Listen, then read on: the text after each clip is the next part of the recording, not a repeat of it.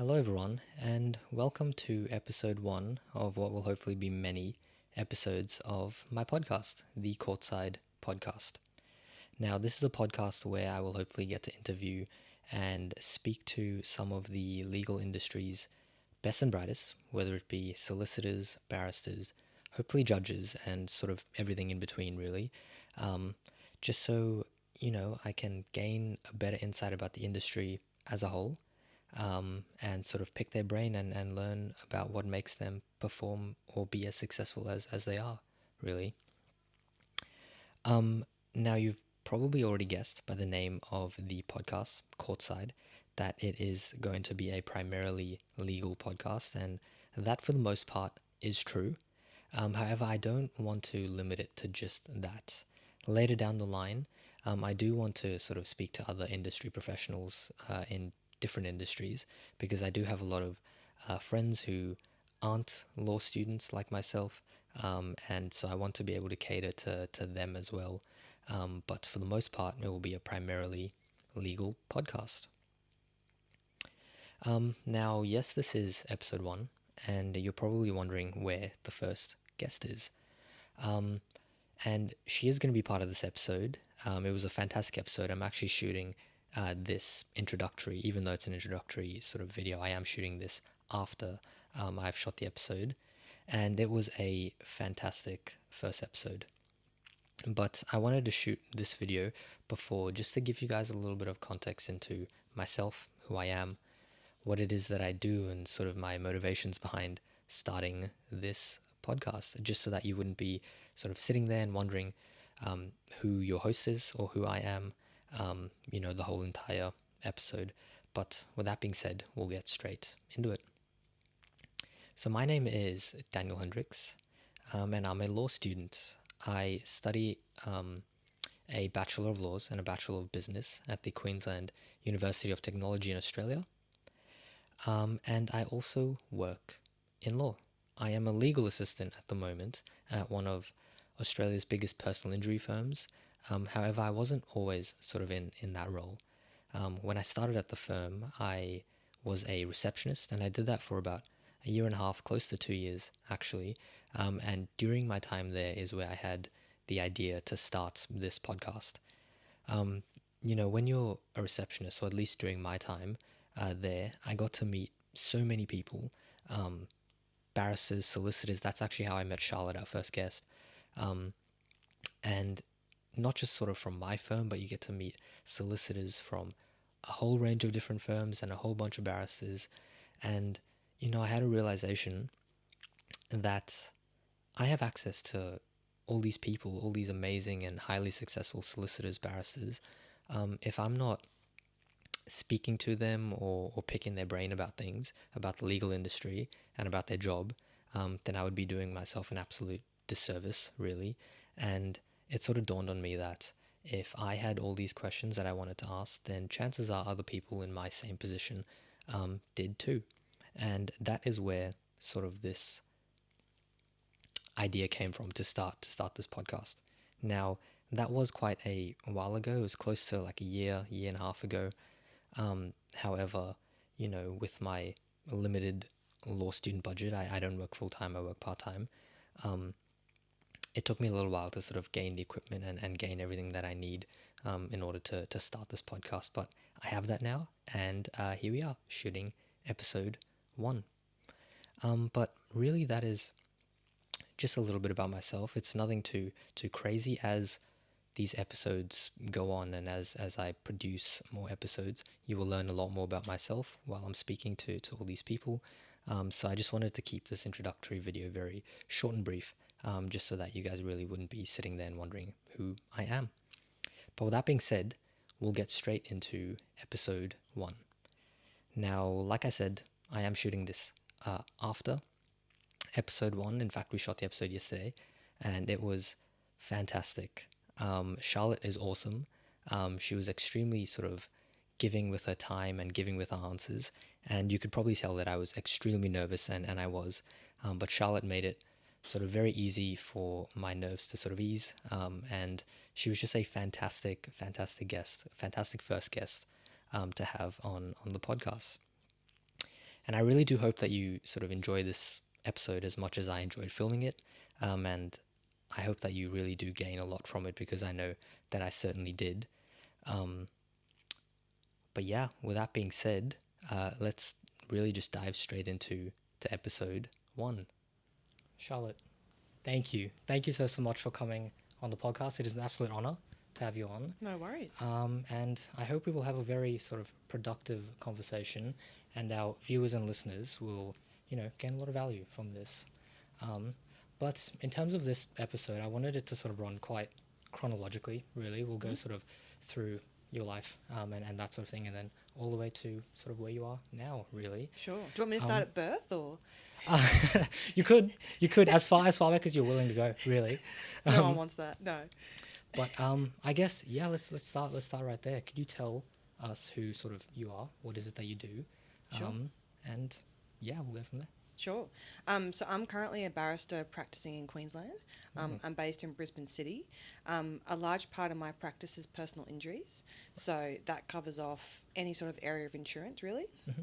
So I act for plaintiffs and defendants, so in work injuries, car accidents, or other sort of injuries in public places.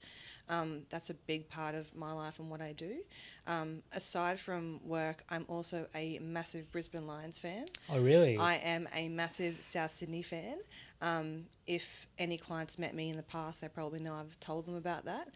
Amazing. So I do love sport. It's a big part of my life. But what I do day to day is I'm a barrister. Amazing. Can you believe I've never been to an AFL game? You've never been to an AFL game? Never been to an AFL game. In my 17 years of living here, never been to a single AFL game. My dad goes every week because he has a friend who's actually a member of the Brisbane Lions. Oh, really? But I have never been myself. Who's the friend? His name is, oh my goodness. Oh no, you've forgotten. That's really it's embarrassing. It's a friend that he met playing golf. Actually, his friend must be a really close friend by his the friend sounds is, of it. Yeah, a really close friend. We helped him with something legal, which I won't get into here. But yeah. I guess let's go even further back than that. You were born and raised here in Brisbane? Yes, I was. I've been in Brisbane my entire life, aside from 1 year when I worked down in Canberra. Oh yeah, that's right. And we will get into that a little later. Cool. I did find that out. But were you born north side or south side? I was born south side. Okay. But I live north side. At the moment. So that's very controversial for some of my friends. It really is. I don't think I live north or south. I live like west. You have to pick a side though. I'm probably more south. I'm probably more south myself, okay. really. One day you'll see the light. Hopefully. I do have some friends who live north side. Do you see them like once a year because they're so far away? Literally once a year. People act like the north side is another country. Yeah. The dark side or another country. It's really not that far away. It's really just... There's a couple... I can see a couple of bridges right now. It's not that far. Literally. But I guess when you were in school, is that when you decided that you wanted to be sort of a solicitor? Because I speak to so many people and, they decide when they're in school, or maybe they have family members that sort of influence them to become solicitors really early on in their life. Was that the same for you, or was it something more recent, I guess? Absolutely not. I was pretty average at school. I genuinely just wanted to go to school to play tennis in particular, play sport and have fun with my friends. I probably didn't really seriously think about what I wanted to do until I hit uni. I managed to get into law arts and I loved it. And I really turned my mind to it when I was at uni. I sort of thought, well, what do I actually want to do with my life? Right. And I had some excellent tutors, one in particular who was a real standout. She was fantastic, really ambitious, really clever. And I thought if she's a barrister and she's doing it, maybe that's something that I can do down the track. But I just finished and was a lawyer for a little while. That is awesome. That is very, very similar to myself. Cool. I didn't always know I wanted to be a solicitor. It was actually really in my second semester of uni. I had a tutor, just like you. His name is Timothy, if he's watching. Shout out to him. He's the reason why I'm studying law. But he was so fantastic. And it was just a business law subject. We covered a bunch of different things, but he was amazing. And yeah, that's really what pushed me to go into law. So it's really cool that you sort of had a very similar sort of journey, really. And I was the same. I was very average in school as well. Yeah, nothing stand out really. But I'm sure that's not true. But it's interesting too because I went back to my high school, I think about a year ago, to do a yeah. careers night. And I was talking to some of my old teachers and I said, "Oh, look, I'm a barrister now. I'm still living in Hmm. Brisbane." And I said, "Oh, you must be surprised." And they go, "No, not really." And Really? I was quite surprised by that because I thought I wasn't really much of a standout or anything like that. But I think the common thread a lot of people probably say is I can be a bit annoying and argumentative. Really? So I that probably means that I was probably always destined to do this to some right. degree. Um, People can call me a bit of a pest and I like to ask questions. Like if I'm with a group of friends and they have an obscure job, I'll be the first person to ask them about a million questions. Like Yeah. I've got a friend who is in air traffic control. No way. And whenever I see him, I'm like, well, what do you do for work? Tell me how you actually Yeah. make sure the planes don't hit each other. Yeah. And everyone else can find it annoying, but I think those sort of skills have led me down to the Yeah. path Because where I am. you know, part of your job is asking questions. Yeah, it is. Really. Big part. And in terms of you becoming a barrister, Hmm. is that something you always knew, like when you were in law school? Is that something you knew that you wanted to do, or was it sort of once you had become a solicitor, is when you sort of decided that you wanted to sort of become a barrister or go to the bar? Yeah, I think it was always in the back of my mind, but I sort of didn't know whether the longer I sort of went in my solicitor career, whether it was something I did want to do. Mm-hmm. It was sort of something that I realised a bit later on as a solicitor, as time went on. I sort of realised what skills I had, what I could bring to the Yeah. table. Yeah. And eventually I kind of realised, well, I could stay as a solicitor and that's a fantastic career, but I think for myself and my skills and the person that I am, the better match for me is to go to the Yeah. bar. That's not everyone's story. It's some people's story. There are fantastic solicitors, fantastic barristers, and it's really just a big team when you do a trial with a solicitor and a barrister. So no one's better than the other. I just thought at one point my skills suited being a barrister Right. better than being a solicitor. Yeah, you know, that is something I'm starting to realize too. I work in law, but it was never on my mind to be a barrister until I started interacting with them a lot more. When they And let us out of the zoo, you mean? yeah, exactly. But I think my mum has always been one who has sort of pushed me towards that because she always tells me that I'm a really good talker, and I guess barristers really they talk more than solicitors. I didn't really know too much, but I feel like in court they talk a lot more, and my mum has always said that it would be a good, fit. So the more I speak to them, the more I'm wanting to kind of become a barrister pretty much as early as I can. Nice. Really, you know. One thing I would say to that is, yes, we do a lot of the advocacy, and that is 100% part of our job. Yeah. But another big part of our job that I think people can sort of gloss over or overlook is the fact that we actually get paid to think as well. Right. A Yeah. big part of why people pay us to do what we do is for our brain, how we think. And another big part of being a barrister is also being a really good listener. Yeah. As well as obviously doing the advocacy is important, but I think to sometimes really get that edge, you've got those additional skills as well. Exactly. Right. So moving along just a little, I guess. Well, not really. I guess I want to talk a little more about sort of your law school experience. So you went to UQ, Yes, I did. if I'm not mistaken. For Yes, I those that did. don't know, UQ is one of, I'd probably say it's the best university in Queensland. Definitely. I think so. I think so. Lots of people think that, and that may be the case on certain rankings and stats and things. But I think at the end of the day, if you can get the piece of paper, no matter where you go, Yeah.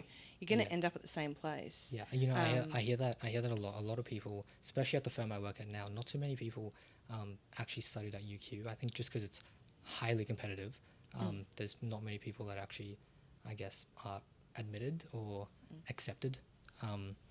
But yeah, UQ is a fantastic school. But was uni something that you sort of struggled with? Did it come naturally to you? For myself, I struggle with it a lot. I have to sort of spend a lot more time studying and spending a lot more time on my work to sort of get the same results. So was it sort of the same for you, or was it sort of natural, I guess? I think because by the time I got to uni, I sort of figured out this is exactly what I want to be doing in some shape or form, to be doing law, whether it be solicitor, barrister or something in between. So I think that in addition to me just being there, having other friends there, meant that I worked hard. And the harder I worked, the better it sort of went. And I must give a lot of credit to my two best friends from uni, who I don't think I would have passed without them, because we would have study groups. We'd stay at uni nearly all night to study and cram for exams.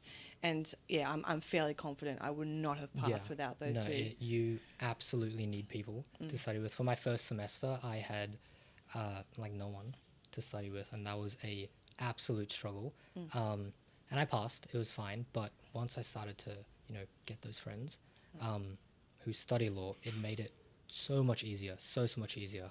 So that is definitely something I think that helped me. But what were your least favorite and favorite subjects?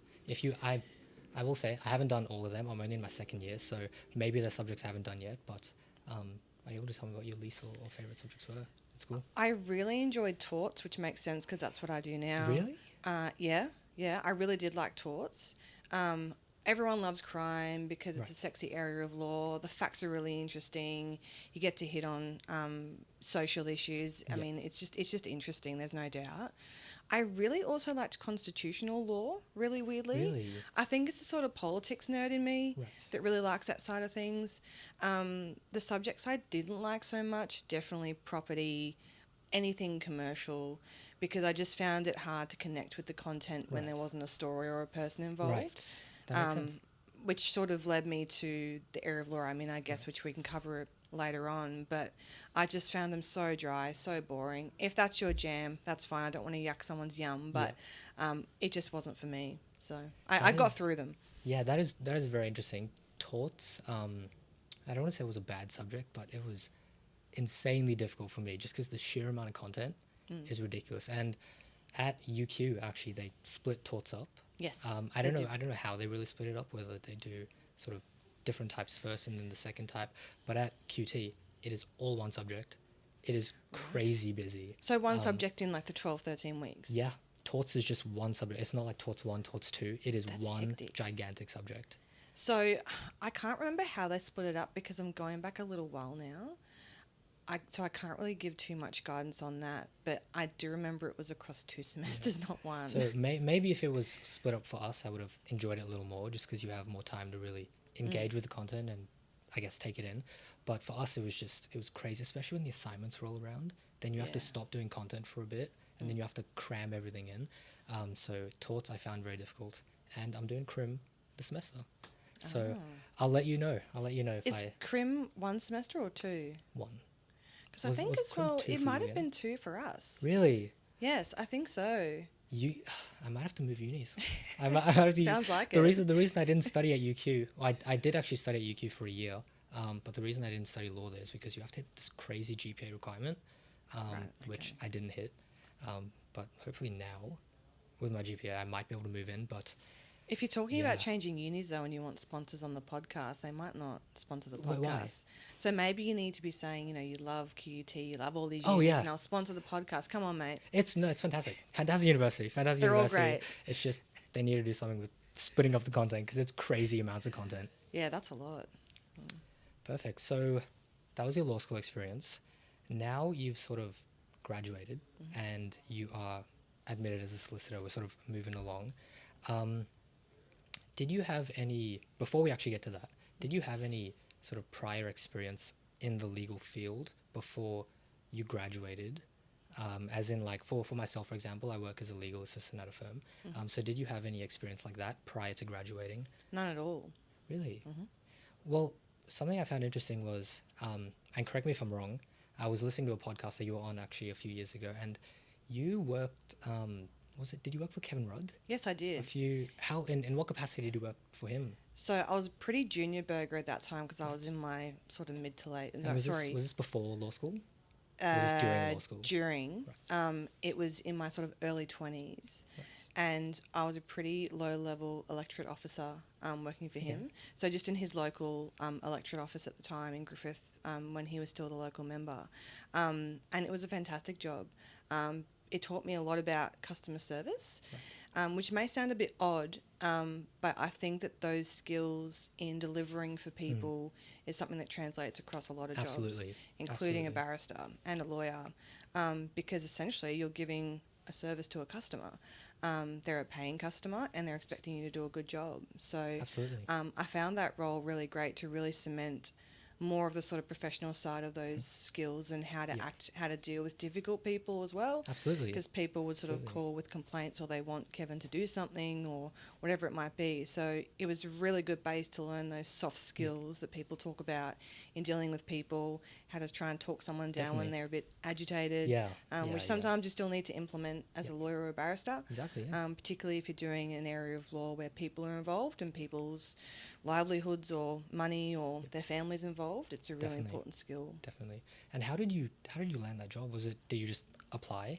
Because I get that question with my current job a lot. People are like, how do you get that job? And for me, I purely just applied. And I didn't work in the current role that I'm in right now, but really I just applied. So was it the same for you? No. So the story goes, Okay. I was working in the Chinese shop next door in a restaurant. No way. Like right next door? Right next door. I'm talking like right next door. That is the crazy. building next door. Yeah. And the office manager at the time came in for dinner late one night. She's really hardworking. I still talk to her all the time today. She came in for dinner and we got talking. And I said, oh, I'm at uni doing law arts because my arts degree was political science, so I'm really interested. And she said, oh, that's fantastic. Why don't you come along next door and just volunteer and see how you fit in? Way.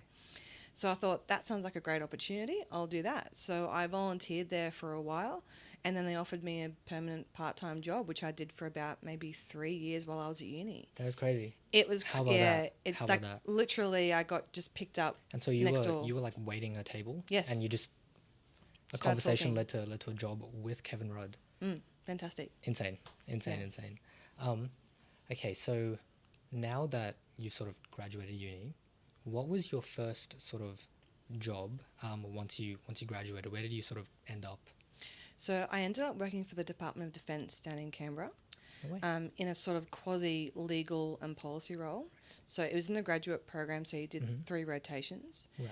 And the first rotation was in defence legal, so doing things there. And then the other one, I think, was in policy. And then by the third one, I'd sort of known I was going to leave. Right. So I can't really remember much about that one because I was heading home, which was a great job again. And I think I wanted to do the sort of government role because I'd come from that background of working in the electorate office. Yeah. I wanted to try and see if I liked that. And I did like it for a period, and there were great parts to it. But it was very, very slow. Right. I think anyone who's worked in government, particularly government legal areas, will tell you that it is fairly slow. Yeah. And I think I just wanted something a bit more fast-paced. I did want to see if I could make it in private practice. So that's when I applied for the job at Maurice Blackburn at the end of that grad program and moved back up home. Amazing. And working for the Department of Defence, what did that entail? Were you like defending people, I guess, in the military who had done things? What did that entail? Like, so I was in the international policy team for a short period, sort of doing that international law side of things in defence legal.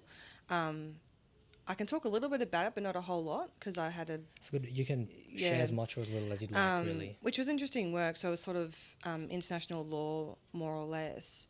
But you sort of never saw any outcomes of your work because it's sort of... It is so secretive. Was it just a lot of like admin work, like drafting a lot of things? Yeah, it was a lot of drafting. Right. A lot of drafting, a lot of reviewing certain material.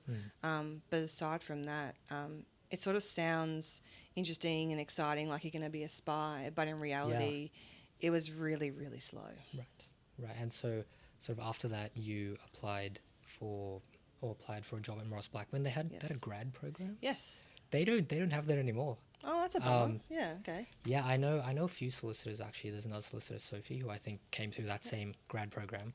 I wish they did. That would be fantastic.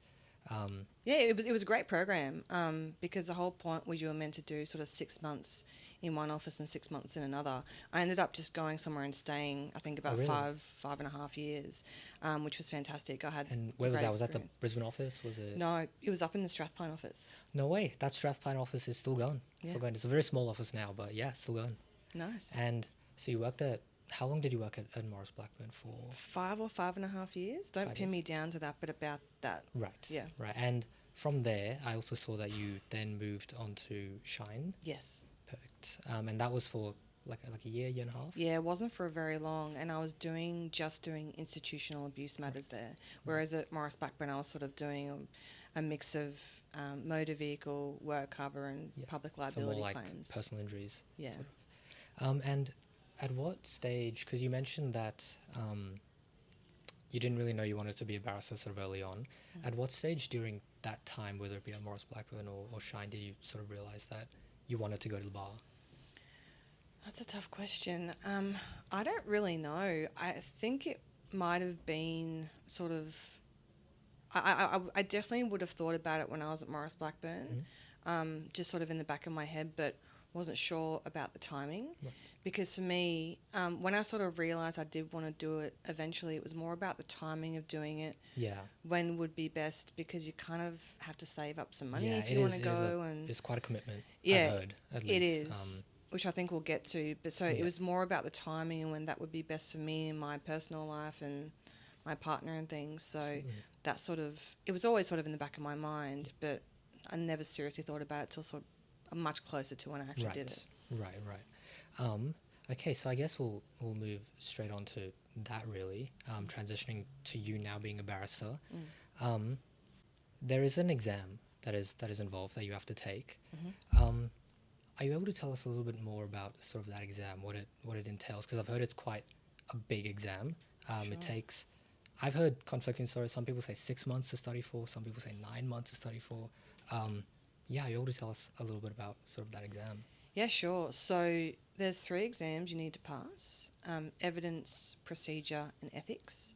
You have to pass each of them, and they're all on one day. I think now you can actually bring a laptop and do it on a laptop. Really? When I did it, it was still in handwritten. person, handwritten? Yeah, I think it's still in person. I'm not sure about that, but it's all up on the Bar Association website if anyone's interested. It sets it out pretty clearly. In terms of how long to study, I think it depends on the person.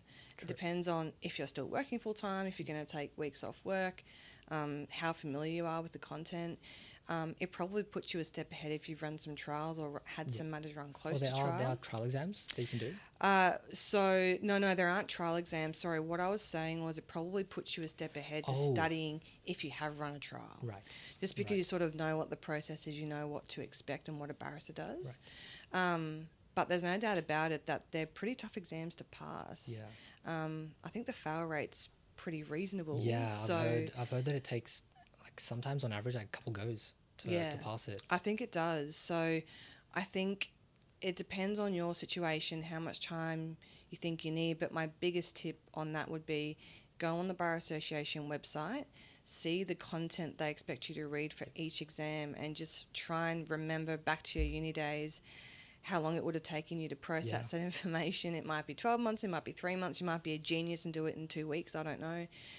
But just have a think about how big it is, what you've got to get your head around, and then how much time that might need in amongst your commitments, your work as well. Because I think that's the toughest part for me, was working full time and having to study was tough because you don't really have much free time. Yeah. So you continued to work during that time that you were studying. Yeah. And in terms of passing the exam, you said there's sort of 3 exams. If you fail one, do you have to take all 3 again, or No. do you just take? You can that just one that take you the failed? next one the next time. Yeah. Perfect. And that obviously, how often are those exams? Is it once a year, twice a year? I believe they're twice a year still. So again, on the website they'll have the dates. I think they had one maybe 8 or 10 weeks ago. So I think in sort of April-ish. Please don't quote me on that. But they sort of have them around that time. But you can look at the dates pretty far in advance, so you can try and plan it out a little bit. But you just do an application form, then you sit the exams, and if you pass, you then do the course. Right. And speaking of that course, that was actually the next question that I was going to ask. I don't know too much about it. I actually only found out about the training course when we spoke prior to sitting this podcast. But that training course, what is it? What does it consist of? How long is it? Are you able to tell us a little more about it? Really? Yeah, sure. So it's 6 weeks long. It's pretty grueling, just because I sort of throw a million things at you. There's different pieces of assessment, so you have to do a couple of written advices just to make sure you can sort of string a sentence together Right. and you know what you're talking about. And then throughout the course, there's about 6 mock trials, and they range from an application, a criminal sentencing, a criminal hearing, a civil hearing, and then Wow. you do a big sort of culmination of everything where you sort of do like a 3 or 4 hour mock trial of a civil matter right at the end. Right. So they sort of have those assessment pieces sprinkled through the 6 weeks, but sort of the sort of middle part of it is really tough because you've got everything sort of due Yep. at once, Yep. which And- is designed to put you under pressure and the type of pressure you might And be you under were in you were practice. working throughout that period as well. No. So is in that that full time 6 weeks, like 5 days a week? That's full-time 6 weeks, and you really you cannot be working. So Really? that's the other aspect of going to the bar that people do need to consider, is that for that 6 week period you won't have an income, and you have to be present and there for that course. So if you've got an idea of working throughout, you just simply cannot. And then you've got to think about what's going to happen in terms of your income once you go to the bar. Yeah, and that was something I guess I wanted to ask. So did you leave Morris Blackman? Did you have annual leave that you could maybe fall back on, that you could take, or did you just decide to sort of resign? Or it was Shine at this point, sorry. Yeah. But did you just sort of decide to resign and just go all in? Yeah, so I resigned and teed it up to be just before the course started. Right. And then long before the course started and I sort of thought about going to the bar, I'd been sort of siphoning away money to sort of keep me going while I had the course going on. And then for that period afterwards when you're at the bar and you haven't got your first invoice paid and you need some money to live on. Yeah. So I'd saved up a fair bit of money to cover myself during that period. I also was lucky enough to have a partner to fall back on if amazing. push came to shove. But not everyone has that. Yeah. And so I think that's a real barrier to women in particular coming to the bar that might have kids, or men really as well who have kids. But anyone who's doing it by themselves, it's going to be tough, I think. Yeah. And so once you pass the exam, you've done the training course.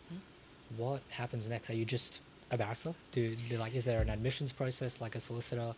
So there is an admissions process. You have to do forms, you have to declare certain things. It's very, very similar.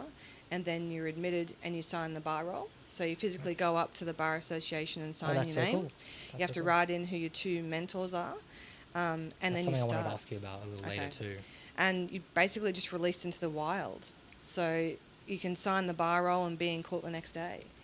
That's insane. It's pretty scary. And I guess going along with that, barristers sort of have chambers. I don't really know too much about it other than it's like an office space. So that chambers of yours, are you able to explain sort of what it is and also why barristers can't really work in a traditional law firm, so to speak, like a solicitor does? Really? So we're meant to be sole practitioners, so sole traders. So we can't work in a law firm. So that's pretty clear in our ethical rules. I think the purpose of that is for us to be truly independent. Right. Because when a matter comes across our desk, we have to just assess it as we think a judge might and give fearless and frank advice. Right. So the fact that we're not attached to a firm, I think, helps that. So that's why we're sole practitioners. But a chamber set is just literally a collection of rooms on a floor, and you have your own room each. And so you all coexist together, but at the same time, you're doing independent cases. You have independent cases. You might have a case with a senior barrister. Like, for example, I have some with a senior barrister in my chambers, so we work together. But then I've also had matters against people in my chambers. Oh, no way. Which Wow, happens how was more that? often than you think. Really? Yeah, Really, most really? certainly. And so you'll be working on something and it might be the matter that they're against you. You've got to quickly close your screen and, g'day, morning, how you going?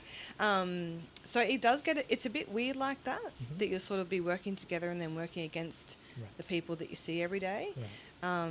But it's great to be in that environment because, especially when you're junior and you're learning, I think it's really important as much as you can to try and get into chambers every day. Yeah. Because you'll get flick passes of briefs that people can't do that you can do because you're available. Yeah. You can pick someone's brain about something that's really bothering you. You can debrief.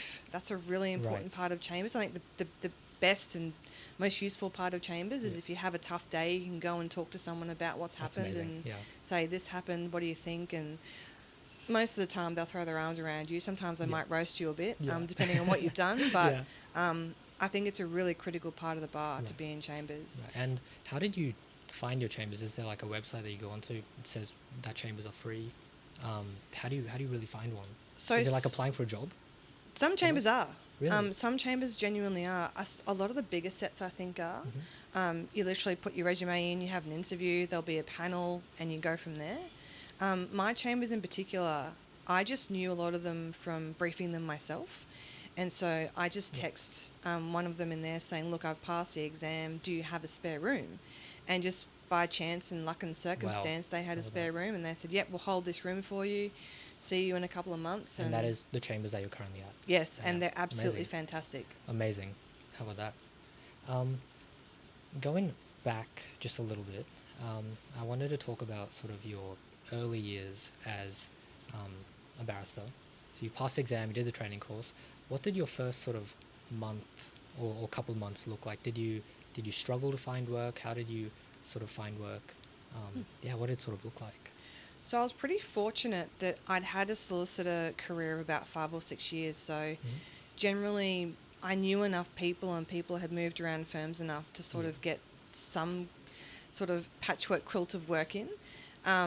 But I think in the really early days, you do rely pretty heavily on other barristers recommending you. Oh, really? But also other barristers giving you what's called a devil. So that's essentially a senior barrister might get a brief to do an advice, and they will engage a junior barrister, someone like me. Hey, can you draft the advice for me? I'll pay you X amount. And so, and the rule is the person who's giving you that work has to pay you straight away. So that's to assist junior barristers get money in straight away. So you sort of live on devils for a few months until you then pick up your own files and your own practice, and then that sort of can tide you over, and then you just start rolling and you think, oh, why was I even scared about coming to the bar? It's fantastic. And in terms of like, you don't have to say it here, but in terms of your rate or your hourly rate, how is that determined? Is there like a set amount that the bar says a junior barrister, or is it just whatever you feel like charging? There's no set amount. I spoke to a few other barristers in my area to get an idea of what I should charge, because you don't want to be the junior barrister that's coming out charging exorbitant amounts. Exactly. That are silk charges, because everyone will laugh at you. I think I also spoke to some solicitors who I knew and said, look, I'm obviously just starting. What do you think? And then you sort of get feedback from there on, and I've had some people say you need to increase or as time's gone on. So it's just about sort of talking and communicating with people, I think. Right. But it is tough to set your first rate. No, I would find it difficult. Sort of, you just have to sort of tread the waters really and see what other people are charging. I think solicitors will be pretty quick to tell you if you're charging too much. Yeah. No, we do that to doctors. Even the second we get like something that is way too expensive, we email them immediately. Like, this is way too expensive. We're not paying that. But you mentioned that you had mentors. Is that something that is sort of part of you becoming a barrister? Do you have to get mentors, or was it just something that someone offered to do for you? So you have to have 2 mentors. So you have to have a junior mentor and a senior mentor. The senior mentor has to be a silk, so a KC. Oh, really? And I was very, very fortunate to have Rebecca Treston, who's now Justice Treston on the Supreme Court, as my senior mentor. And I had Justin Harper, who's in my chambers, I know Justin. as my junior mentor. He is fantastic. He is, and it was so awesome to have. And I think a good tip for choosing mentors, particularly the junior mentor, is to have someone you can call up and just ask questions you think are completely stupid, but also have someone you can debrief and trust to debrief with, who has your best interests at heart and genuinely wants to see you succeed. Right. Because then you can sort of be a bit vulnerable and go, hey, I had a really tough day, or this happened, or who's this person, how do I deal with them, they're a bit tricky. Definitely. And they can sort of cut through the crap and just give you the advice you need. Yeah, so I didn't know that you needed a KC as a senior mentor. Do you think that would be sort of a barrier to some barristers being able to continue if you can't find a KC who's, I guess, willing to be a mentor, or are they always readily sort of available? Is there like a list you can maybe look at for people that are available? Yeah, I think if from my understanding, if you can't get one on your own, and that involves me just approaching Rebecca Treston and asking, I think if you're having trouble, the Bar Association can assist at that point. So I don't think you'd ever go without. But I think they do want you to put the effort in to try and find someone yourself, and it be a bit more organic than just getting paired with someone, because you do also want to think about having a mentor who's in your practice area that you want to do, who's doing really great things, and someone you want to lead you in trials or matters. That's something to think about too. And do they sort of come with you to your first sort of trials? Do they have to be there before you can sort of go on your own? No, not at all. Usually, and this is not just senior mentors, but just silks in general, or KCs, they'll get you in as a junior on a trial they've got that's their matter. Right. And then you sort of learn as you go. Right. So you sort of do the trial with them, see how they operate, see how they do certain things, why they do certain things. And that's really the best education you can have. Definitely. Because nothing beats just doing a trial and seeing it all. Like learning on the job. 100%. Yeah, it's fantastic. Right. And when you were sort of coming to the bar, were there any specific challenges that you sort of faced, or I guess, I can't think of the word, but really like any adversity you faced that sort of hindered how you got work, or hindered you really in the beginning? Or was it sort of very neutral or smooth? I didn't notice anything in particular, which is a good thing. That doesn't mean it didn't happen. I can't put my finger on anything, which is probably a good thing. Right. Okay, that's good to know. You know, that is something I'm sort of concerned about going to the bar, finding work. That I think would probably be the biggest challenge really, for myself and for most people, I think. But one question I have, and it's a very specific question, because I have someone in my life right now who wants to go to the bar immediately. So they're still in law school, they want to be admitted as a solicitor, and then straight from there start studying and go to the bar immediately. So is that something you would recommend doing, sort of going to the bar immediately, or does it really depend on sort of your connections or who you are really? So I've had a few people recently come and approach me and ask me this, and they're really keen and really eager, and I never want to dampen anyone's spirit, because I think the more the merrier at the bar. There's plenty of work to go around. But what I would say is, if, and you've said this, your concern is getting work in the door. If you're concerned about that, it's not going to harm you to be a solicitor for a little while, just to get your... Just so you can build that sort of network. 100%. Build the network, learn the skills, and I think what can sometimes be useful with having been a solicitor and then being a barrister is that you understand what the solicitor has to do as part of their job in a matter, and you know what you have to do as part of your role. And if you don't get that base, it can be a bit difficult to then just go straight into being a barrister, and you don't really know what you do and what the solicitor does and what you're expected to produce. So, and then also just having the connections. Because if you at least practice for sort of maybe 5 or 6 years, not saying that's perfect or you have to do that, but at least a couple of years, just to sort of know who's who in the zoo, what barristers do this area of law, who do you need to talk to. I think it's just invaluable to get that experience under your belt. Though I don't want to dampen anyone's spirits. I think it's probably wise to be a solicitor for a couple of years at least. No, I would say the sweet spot's about 5 or 6 to get to that sort of senior associate level, and then make the jump. Because I found it in my bar practice course, and we had a pretty fantastic course. We all got along pretty well, and we still keep in regular contact. Like, we have a dinner every year that we try and organise. But most of us were at that level, sort of early 30s, associate, senior associate. Some were partners, some were not. And it just struck me as the right level, because also potentially in your personal life, you're young enough to be able to just work yourself pretty hard for the first few years, but have some support. So it does depend on your personal circumstances, but I'd probably recommend being a solicitor for a little while. And sort of along those lines, do you think there is a time that is too late to go to the bar? Or do you think any time really would be fine. I don't think there's a time that's too late, though I would get concerned if certain personalities who were potentially partners at a law firm or really senior, how they would manage going back down to the bottom of the totem pole. Right. Because that's effectively what you have to do. Exactly. You're back down the bottom. There's people more senior than you. There's silks above you. And you just got to know you're at the bottom and you're starting again and you're learning.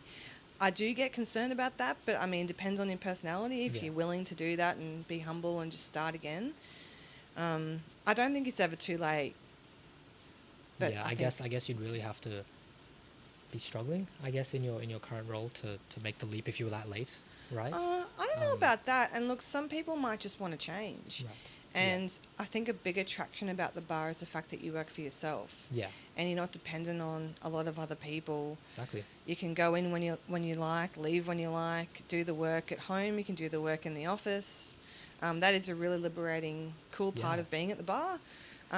But if that's the difference that you want in your life, it is what it is, I guess. I think that is the most sort of appealing part to me, is the fact that you don't have any boss, so to speak. You can really just, I guess, your assistant or your clerk becomes your boss. Yeah, exactly. As they always should be.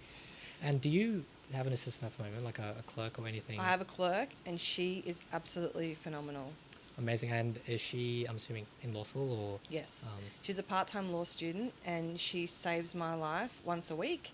That's awesome. And I think she's, I just couldn't do the work I do without her. That is awesome. I didn't know, I know people who, like senior barristers who have clerks, but I didn't know that you could really get a clerk sort of off the get-go. It wasn't off the get. It's only sort of been the last year or so as I've sort of gone on a bit longer in my career at the bar. But yeah, she's fantastic. And she works part-time, so I can't say she's full-time or anything, but she's fantastic. I mean, with law school, I know some people who work full-time and do full-time law, and it's wild. In fact, one of my colleagues does 5 subjects and full-time work. Do they sleep? She doesn't, pretty much. She stays in the office often till 8 or 9. Is she sponsored by Red Bull? Probably, no dose. Probably. I don't know. She lives off caffeine. I don't know. I don't know how she does it. She just wants to get a degree done, she tells me. But power to her, but Jesus, that's a lot. And you'd probably be sacrificing your grades at that point, brutal. Doing that much work. Brutal. Insane. It's insane. I don't know how she does it. Yeah. But, the next thing I wanted to speak about is a KC, or what we spoke about before. I don't know too much about KCs, and for those that don't really know a lot about them, are you able to explain what a KC is? Sure. So it's a King's Counsel. That is reflected on the fact that there is a king at the moment because because before it was a Queen's Counsel. Yes. Right. Up until Queen Elizabeth died, they were QCs, and then as soon as that changed, we got an email from the Bar Association saying everyone's now a KC, and so everyone's now a King's Counsel. Essentially, they just reflect the senior members of the bar who are the most experienced, the best at what they do. And so there's just that sort of delineation between me as a junior counsel and a senior counsel or a KC. So generally, without being too rude, they're the older bunch of barristers. You can't actually apply to be a silk until you've been at the bar for, I think it's 12 years. That's crazy. And That's you have to apply, and then it gets considered by the Bar Association and the judges, and then you either get through the process or you don't. And so they're pretty much they're like what partners at a firm are, essentially. They're just like that senior level. Sort of, yeah. That's probably a good analogy. And is that something that you are aspiring to be one day or want to do? Or is it just something that if it happens, it happens? I guess you have to apply, so you'd have to know that you'd want to be a KC, but is that something you want to do in the future? Yeah, I think so. I've always been interested in leadership, and I've always wanted to sort of give back and mentor people. So that aspect of it really is attractive to me. But likewise, things will be what they will be. Yep. I'm not going to put too much pressure on myself. I just want to enjoy it and be a good barrister. Absolutely. And the work that KCs do, is it sort of different to that of a normal barrister, or is it really just their title of KC that differentiates them? So the work you can get is exactly the same. But generally, as a rule of thumb, if you're a silk, you're probably getting the more complex matters the bigger value matters because there's more at stake, so you want someone more experienced on it. Absolutely. That's generally what happens when you become silk and you do just more of the trial work and you do Right. probably more of the oral advocacy. Absolutely. Right. Perfect. Well, now I wanted to talk about sort of your first time going to court and what that was like. So are you able to tell us about your first time going to court, what it was like, or just I guess your experience in court for the first time, really? So my first time in court probably lasted about 10 minutes Really? because it was a very, very simple application just to Okay. extend someone's limitation period in a personal injuries matter. They're really basic applications, but I was nervous as all get out. And I can imagine. it was I in can the imagine. district court, my first time on my own. It went really smoothly, so I was really happy with that. There was no one screaming or yelling from either side or from the bench or anything. So it went really smoothly, but yeah, I was very nervous. But I have found as time's gone on, the more that you do get up to court in front of the judges and the more that you do public speaking, the nerves become less and less. They never Yeah. fully go And away. how often is that? Like now, how often do you go to court usually? It can vary. Like in the first 6 months of this year, I've had a couple of appeal matters. I've had a couple of trials. But then sometimes you might go 6 months or 3 months without going, but then you'll all of a sudden have a bunch of A stuff bunch that that you you've have got to to do. go really regularly. I think the bit of a drawback from the area of law that we do is we don't generally get to go to court a whole lot. More Yeah. so Because the matters tend to settle before ever going to trial. yes, you can sometimes have to go right up to the doorstep of trial, which That happened yesterday. I won't talk about it too much, but essentially they were about to walk into the court and then it settled. yeah, Like right there, which is crazy. that's happened to me before. The day before it settles, Yeah. and that's just sometimes the nature of the beast. But yeah, unfortunately, we don't get up there as much as we'd like to, or as much as I'd like to. But particularly for trials, applications are a bit different. They're the sort of shorter, interlocutory things that we'll go up and do if we need to as a matter's progressing to a trial.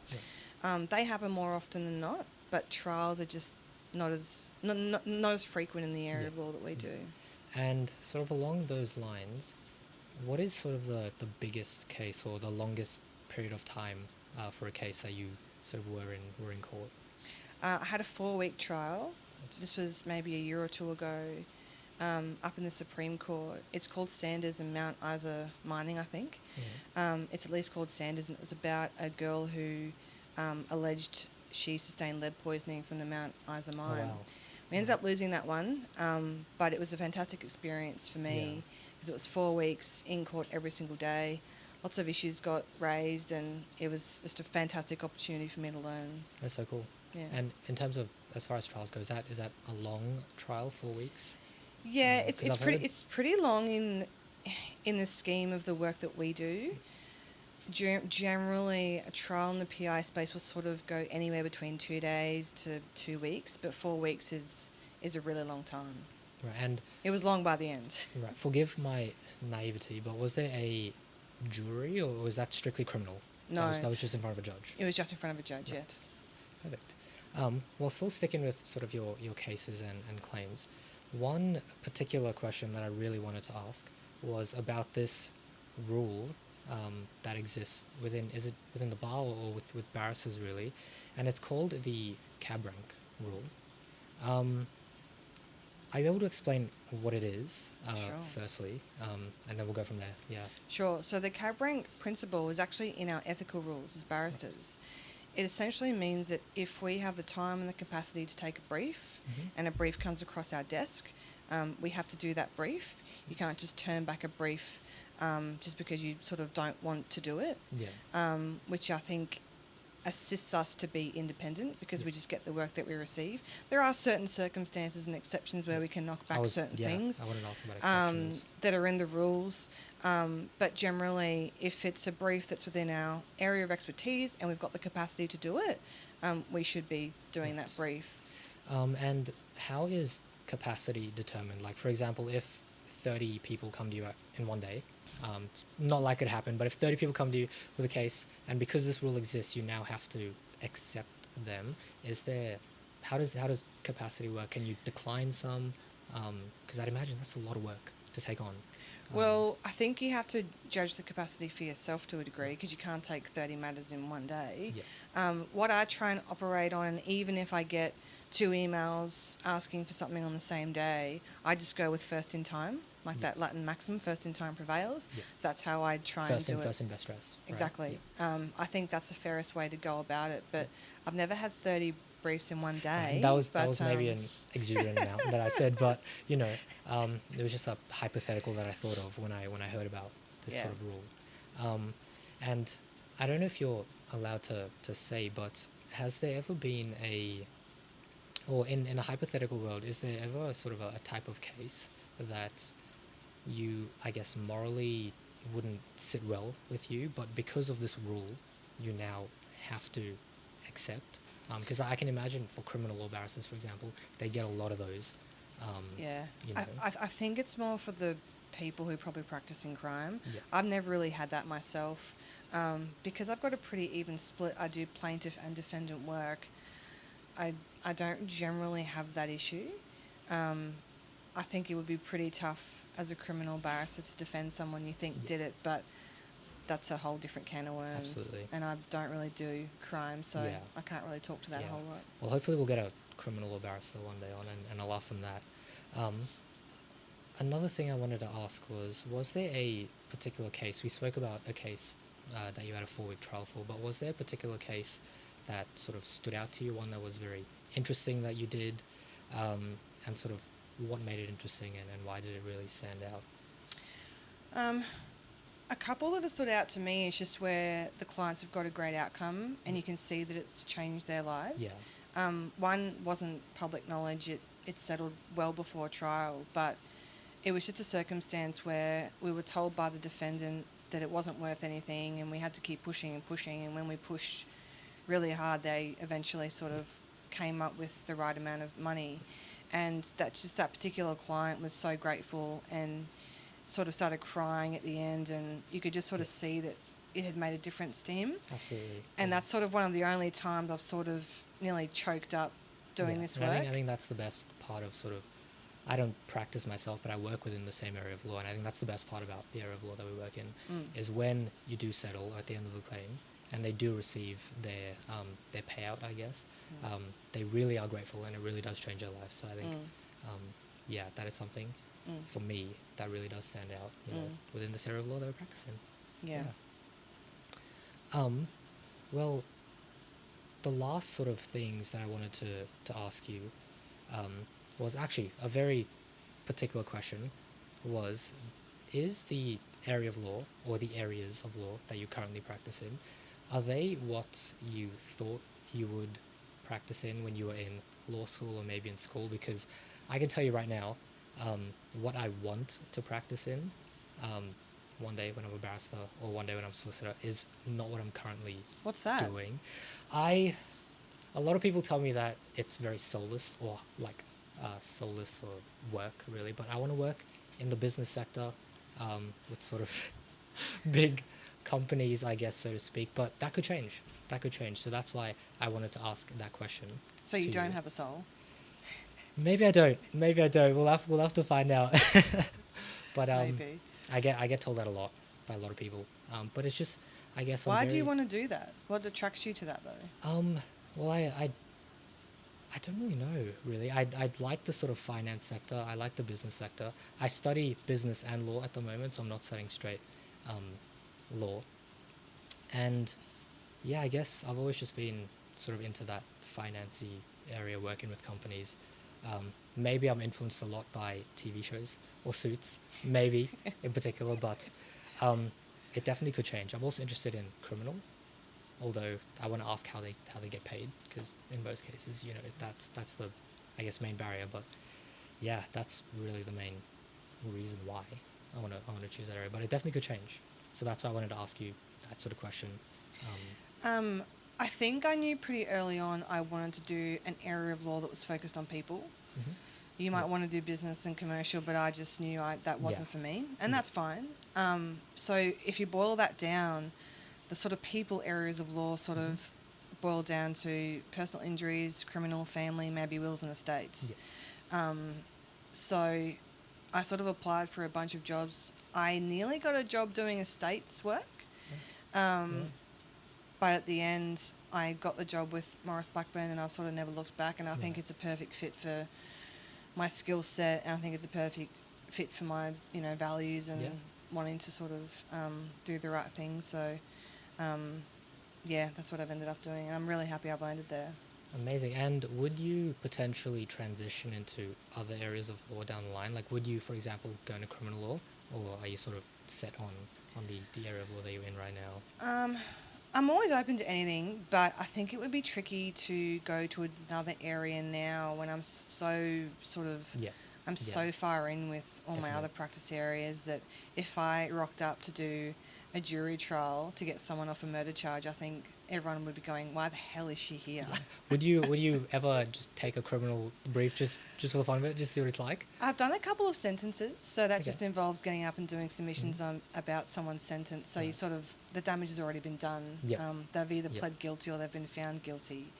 And so you're trying to argue for a lesser sentence? Less or more, depending on who you're appearing for. Right. But I don't think I'd ever pick up a criminal brief. Okay. That's fair enough. It's fair enough. I would like to try criminal law one day. Hopefully while I'm still in law school, just so I can experience it before. But yeah, that's very cool. It's very cool. And sort of the last question I had for you was, what advice would you give maybe sort of a younger version of yourself or someone like myself who is in law school right now, or maybe isn't even in law school but is looking to sort of start law school and sort of embark on this legal journey of theirs? What advice would you give them?